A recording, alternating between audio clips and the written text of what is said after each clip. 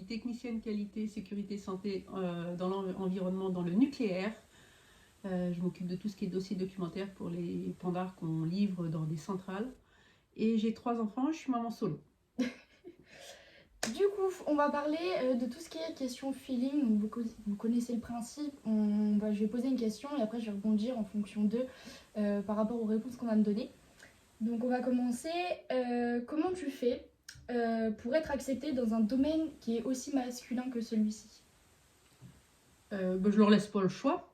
J'ai un caractère qui est très fort. Et en fait, je sais ce que je vaux dans mon métier. Donc, femme ou pas femme, je rentre dedans, quoi. Ouais. Et du coup, par rapport à ça, est-ce que c'est facile de combiner vie de famille, vie professionnelle et vie de femme en soi?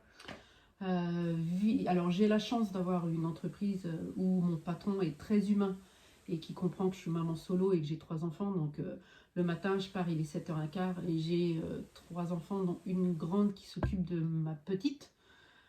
Mais c'est compliqué parce que mon fils qui est au milieu s'en va une semaine sur 2 ou en stage ou en MFR, ce qui fait qu'il faut que je fasse les taxis. Oui. Bon, en gros, j'arrive, il est 8h, 8h15 au travail, je finis, il est 17h, je rentre à 18h chez moi tous les jours. Ouais. Donc, question vie de famille, dans la semaine, du lundi au vendredi, il n'y a pas. On jongle entre les rendez-vous pour les enfants, les rendez-vous médicaux pour soi, les rendez-vous de travail, parce que des fois, bien sûr, je pars en déplacement. Donc, quand tu es maman solo, faut que tu t'organises à faire garder tes enfants. Et puis, vie de femme, en fait, on oublie un peu. Ouais. On oublie quand ils sont petits et puis on commence à y repenser quand ils grandissent. Mais du coup, vous avez le temps de prendre du temps pour vous ou... Oui, parce que je me suis forcée à prendre du temps pour moi, parce que j'ai trouvé que c'était nécessaire, parce que c'est bien d'être maman, c'est bien de travailler, mais c'est aussi bien d'être une femme. Donc j'ai commencé par faire du sport, donc de m'accorder une heure et demie de sport par semaine toute seule. Et il y a maintenant au moins 7 ans, j'ai commencé la photothérapie. Donc je fais des shoots. Là maintenant, je ne suis plus au stade de la photothérapie, je suis au stade du modèle amateur. Et c'est mon plaisir. C'est-à-dire que c'est moi maintenant qui choisis les photographes, qui choisis les thèmes. Et puis voilà, donc je modèle fais photo, quoi. Voilà, modèle photo mais amateur parce que je ne me fais pas payer. Ok, mais du coup on va rebondir sur la photothérapie. En quoi ça consiste? Alors la base de la photothérapie, c'est s'accepter soi. C'est reprendre confiance en soi, parce qu'avec la société aujourd'hui où tu vois beaucoup de filles qui sont refaites, qui sont super jolies, super, il n'y a pas un pet de graisse. Quand tu vas dans les magasins, si tu fais au-dessus du 40, tu es considéré comme grande taille et puis tu vas dans les grosses. Donc moi j'avais 3 enfants, je faisais du 44. Pour moi j'étais obèse. Ouais. Et je ne m'acceptais pas du tout. Pour moi, je ne pouvais pas plaire, je ne pouvais pas être sexy, je ne pouvais pas être femme, c'est pas possible. Donc j'ai commencé la photothérapie pour me confronter. Alors c'est bien, on me disait que j'étais jolie, mais ça rentrait dans une oreille, ça ressortait dans l'autre. La photothérapie, tu la vois en image devant toi, tu dis ah merde, ça c'est moi. Et surtout, tu les photographes le publient. Donc tu es confronté vraiment au regard des autres. Donc là, c'est plus ton propre regard, c'est la vie des autres que tu vois et qui fait qu'au fur et à mesure des shoots, ça a changé. Mon propre regard sur moi-même. Ok. Et du coup, on sait pourquoi tu as commencé, mais du coup, maintenant, qu'est-ce que ça t'apporte, toi, au quotidien? Ça m'apporte quoi? Alors à moi, ça me permet de prendre confiance en moi en tant que femme, parce que j'en ai pas besoin en tant que maman, j'en ai pas besoin dans mon travail, je sais ce que je vaux. Par contre, j'ai 46 ans, donc has-been, je suis vieille. Et je veux surtout montrer aux autres que c'est pas parce qu'on a des rondeurs, on est pulpeuse, qu'on a dépassé les 30 ans, qu'on fait pas du 34, qu'on peut pas être sexy et super jolie. C'est ça. Mais du coup, sur le long terme, est-ce que tu auras un conseil à donner pour toutes les femmes qui voudraient se lancer dans la photothérapie? Et il faut pas hésiter. Faut franchement pas hésiter parce que ça change vraiment le regard qu'on a sur nous. Ouais. Le regard qu'on se regarde dans la glace, on se voit tous les jours, on voit que des défauts. Non, il y a des défauts qui sont super jolis et j'ai le nombre de photographes qui m'ont dit je préfère tes rondeurs plutôt que quelqu'un qui est plat. Et les derniers shoots que j'ai fait, où j'étais, c'est des shoots boudoir, donc c'est très compliqué pour moi de me mettre en lingerie devant quelqu'un, un, que je ne connais pas, et deux, que je me dis que ça va être affiché partout. Donc là, c'est très compliqué. Et quand on me dit qu'on vient me revoir en me disant, bah, tu sais, derrière ta photothérapie et derrière ton dernier shoot, mais j'ai plein de femmes de plus de 40 ans qui sont venues, qui ont osé, parce que toi, tu l'as fait et tu n'as pas eu peur. Ouais, donc à l'heure d'aujourd'hui, en fait, ça vous apporte vraiment un plus en soi. Ouais, ça me permet de prendre confiance de plus en plus en moi en tant que femme. Et du coup, vous avez de nouveaux projets en tête bientôt pour... Ah oui, maintenant je m'éclate. Je m'éclate en photo parce que je suis arrivée à un point où c'est moi qui choisis et les photographes et les thèmes. Et oui, là j'en ai des à venir. Donc j'en ai un la semaine prochaine avec mon amie Floriane, où c'est de la body positive. Donc c'est la continuité de la photothérapie. Et je vais avoir un beaucoup plus fun avec Jérémy, où ça va être moto et feu. Ok. On va parler du coup maintenant de questions un peu fléaux de société. Je sais qu'on en avait parlé à côté, donc on va parler du handicap. Je sais que ça concerne tes enfants, mais en quoi il t'impacte réellement toi? En quoi il m'impacte réellement moi? Ben, aujourd'hui, moi, ma vie, elle est mise de côté à cause du handicap de mes enfants. Parce que quand on a des enfants dits différents, parce que je n'aime pas ce mot handicap, quand on a des enfants différents, la société, elle n'est pas du tout adaptée. C'est parcours du combattant pour tout ce qui est administratif. C'est des établissements scolaires, ma fille est en IME, qui s'imaginent que parce qu'on a un enfant différent ou handicapé, à gros handicap, on est à la maison, que tous les rendez-vous sont sur le temps du travail. Ils ne s'imaginent pas que les gens travaillent en fait. Et ça, c'est très difficile. Tout ce qui est administratif, c'est les dossiers font 20, 30, 40 pages, c'est tous les ans. C'est des démarches on ne peut pas comprendre, où j'ai ma grande, elle a 20 ans, son handicap ne se voit pas. C'est-à-dire un handicap avec un retard mental, il ne se voit pas. Quand on la voit, on dit, oh ben, elle fait plus jeune que son âge. Oui, mais il y a beaucoup de choses à côté où elle apprend moins vite, elle apprend moins de choses. La motricité fine, c'est compliqué. À 20 ans, elle devrait être déjà ou en études ou en apprentissage. Et là, on se pose juste la question, c'est est-ce qu'elle a les aptitudes de pouvoir apprendre quelque chose?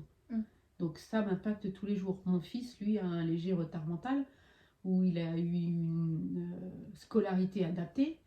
Il est moins en difficulté que sa grande sœur, mais il ne réagit pas comme un enfant de 17 ans. Et il va s'engager à l'armée, donc se pose des questions, est-ce qu'il va pouvoir? Est-ce que son avenir derrière va être assuré? Il y a plein de questions où l'avenir il est toujours incertain en fait. Toujours incertain, et on se dit, mais un jour, est-ce qu'ils vont arriver à être, même s'ils sont très autonomes, est-ce qu'ils vont arriver à être indépendants, à avoir une vie normale? Alors depuis qu'ils sont tout petits, je me bats moi pour qu'on les considère comme des enfants normaux. Mais la société aujourd'hui fait que les enfants différents ne sont pas normaux. Et on banalise, et on les met dans des cases, vraiment les rebuts, c'est les garages, c'est des déchets de la société. Et c'est se battre tous les jours contre les administrations, contre la CAF, contre la Sécu. C'est passer devant le juge des tutelles pour qu'ils soient protégés à partir de 18 ans, parce qu'à partir de 18 ans, ils ont accès à tous leurs comptes. S'ils veulent vider tous les comptes, ils peuvent. C'est ça continuellement. Mais justement, là, à l'heure d'aujourd'hui, ça fait un petit moment, du coup, que tu sais qu'ils ont ce handicap et que tu as pris, du coup, tes repères, tu sais comment vivre avec, etc. Mais comment on s'en rend compte, justement, de ce handicap quand c'est... Parce qu'ils l'ont eu très très jeune, du coup. Ils l'ont eu des tout petits, et c'est très difficile. Alors, parce que nous, quand on voit son propre enfant, on se dit, non, il apprend moins vite, mais c'est pas du handicap. Et puis, on passe par une phase de déni. J'ai eu la chance de réagir plus vite que le papa de mes enfants, qui lui n'a jamais accepté, et puis au final beaucoup de choses ont fait qu'on s'est séparés, qu'il s'est suicidé derrière. Donc ça a été aussi un gros choc pour eux, gros choc psychologique qui a augmenté le retard mental, puisqu'ils sont restés à l'âge où ils ont perdu leur papa. Et puis après, c'est se battre tout le temps se battre. Tout le temps se battre pour que qu'on puisse les amener le plus haut possible, le plus loin possible de leurs possibilités, et qu'ils aient une vie le plus normale possible. Et qu'on leur dise pas, comme je vois, ce qui m'a choqué quand ma fille est arrivée en IME, c'est on lui a dit ah bah tu n'as plus rien à faire, tu es handicapée. Non, non, non, elle a la possibilité de faire plein de choses, donc la borne n'est pas ce handicap. Mais du coup, est-ce que pour toi, tu considères qu'il y a des avantages et des inconvénients, ou que en soi, en fait, on classe ça comme une normalité? Ah non, c'est pas une normalité. Et c'est pas du tout une normalité, mais il n'y a pas d'avantage à avoir des enfants différents. Il n'y a que des emmerdes à avoir des enfants différents.